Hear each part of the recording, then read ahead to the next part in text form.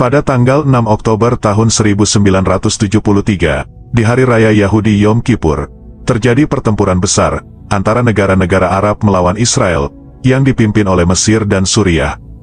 Perang ini juga terjadi pada bulan Ramadan, dan berlangsung hingga tanggal 26 Oktober tahun 1973. Dari pertempuran inilah, yang pada akhirnya menarik Amerika Serikat dan Uni Soviet ke dalam konfrontasi tidak langsung untuk membela sekutunya masing-masing.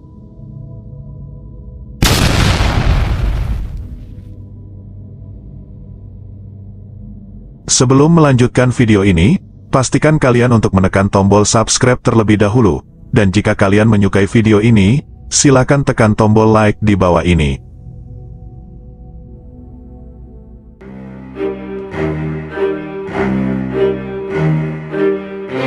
Pada tanggal 6 Oktober tahun 1973, di Hari Raya Yahudi Yom Kippur, terjadi pertempuran besar antara negara-negara Arab melawan Israel, yang dipimpin oleh Mesir dan Suriah. Perang ini juga terjadi pada bulan Ramadan, dan berlangsung hingga tanggal 26 Oktober tahun 1973. Dari pertempuran inilah, yang pada akhirnya menarik Amerika Serikat dan Uni Soviet ke dalam konfrontasi tidak langsung untuk membela sekutunya masing-masing. Pada awalnya, Amerika Serikat enggan membantu Israel, namun situasi berubah ketika Uni Soviet mulai memberi bantuan kepada Mesir dan Suriah.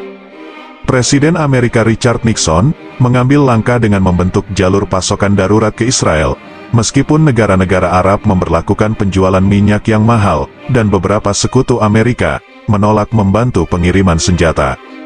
Dengan kedatangan bala bantuan dari Amerika, pasukan pertahanan Israel segera membalikkan situasi. Mereka berhasil menghancurkan sebagian sistem pertahanan udara Mesir untuk menyeberangi terusan Suez dan mengelilingi Angkatan Darat Mesir ketiga. Di wilayah Golan, meskipun dengan biaya besar, pasukan Israel berhasil mengusir pasukan Suriah dan melanjutkan kemajuannya hingga ke tepi dataran tinggi Golan menuju Damaskus. Tetapi di sisi lain, bantuan negara adidaya, khususnya Amerika Serikat, membuat Mesir Suriah kalang kabut. Tak butuh waktu lama, pasukan Israel sukses membuat pasukan kedua negara itu kelabakan. Di saat Arab Saudi dan Yordania turut mengirim persenjataan dan alutsista untuk melawan Israel, tetap saja negara Yahudi itu bisa menang. Israel menyadari, jika koalisi negara Arab itu sudah tak bisa mungkin lagi menang secara militer, maka mereka menggunakan senjata lain, yakni minyak.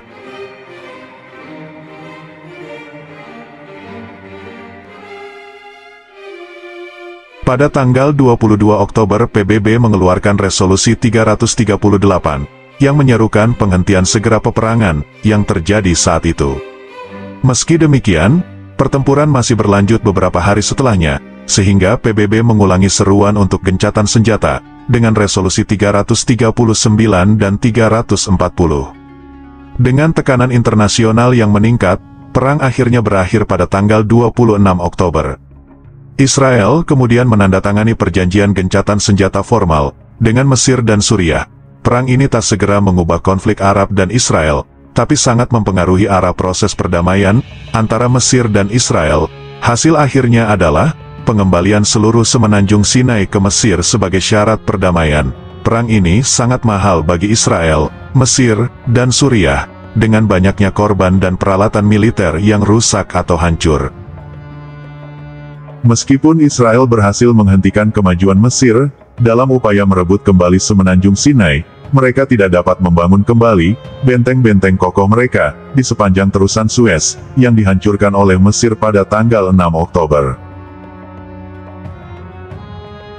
Hasilnya, kedua negara harus berkoordinasi untuk pemisahan sementara dan segera membutuhkan penyelesaian melalui negosiasi untuk perselisihan mereka yang berkelanjutan.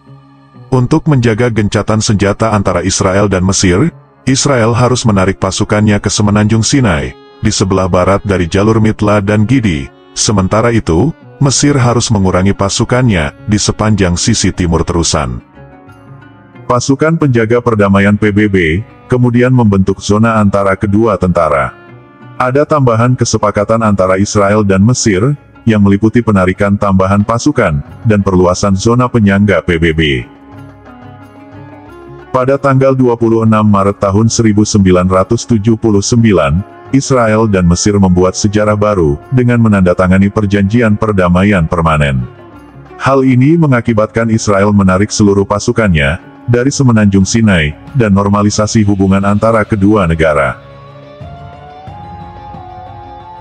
Perang Yom Kippur mendorong Israel melakukan modernisasi dan menjaga keunggulan teknologi Israel, sekaligus menguatkan jaringan lobi Yahudi hingga di Asia Tenggara.